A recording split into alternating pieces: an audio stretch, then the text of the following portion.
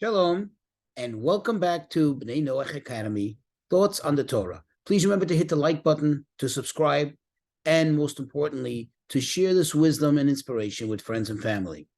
You look in the book of Exodus, chapter 31, verses 2 through 6. It begins by telling us, God says, whom he appointed, so to speak, who he called upon in order to construct this amazing edifice for him, for his presence, namely the tabernacle. And he says, see that I have called upon Bezalel, the son of Uri, the son of Hur, to the tribe of Judah. Now, it happens to be, if he's the son of Uri, the son of Hur, he's a great-great-nephew of Moses. Hur was a nephew of Moses. So, okay, he's someone who holds a high position. He's of high stature. He's on his mother's side. He's, from his ancestry, Hur's on his mother's side. He is a nephew of Moses, and he's from the tribe of Judah. But several verses down, in the verse 6, it says, and also I have given together with him, I've assigned with him, Elihav, the son of Achisamach, to the tribe of Dan. Okay, the question is, why tell us who constructed the tabernacle? At the end of the day, the construction, the entire project, is attributed to Moses. We've already once spoken about it.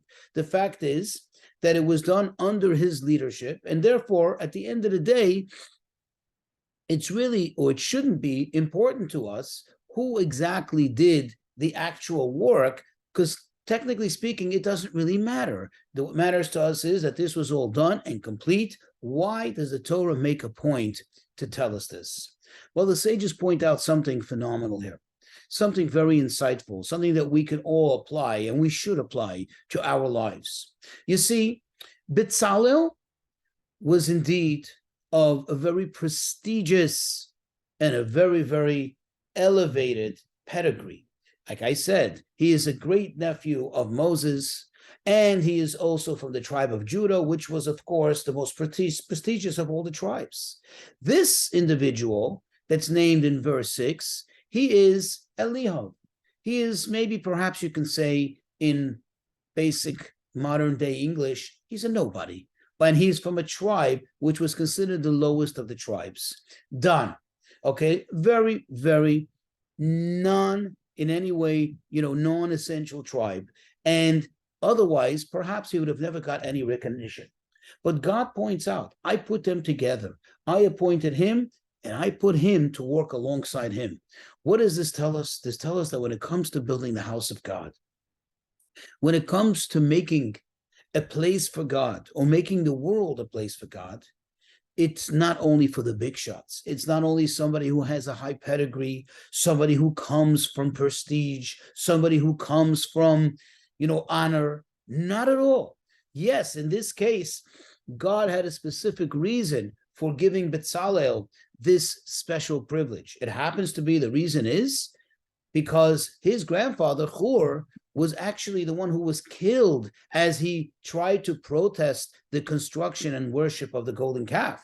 And remember that the building of the tabernacle is somewhat of an atonement and a response to this whole saga of the golden calf, that now God can dwell amongst them in this special edifice.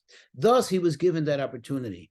But at the same time, God wants to point out, don't think that only if you're a big shot, don't think that only if you come from big shots are you capable or able to make me an edifice, to make me a dwelling place, to give me my place in the world, so to speak.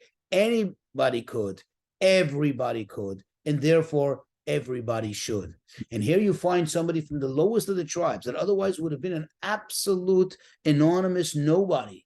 And here the Torah points out that he's working alongside with Bezalel. He has the same stature as Bezalel in terms of bringing this about. So this is a message for all of us. Don't wait until you have notability. Don't wait until you're quote unquote is somebody. Make your mark. Do your part in making the world a better place, a dwelling place for God.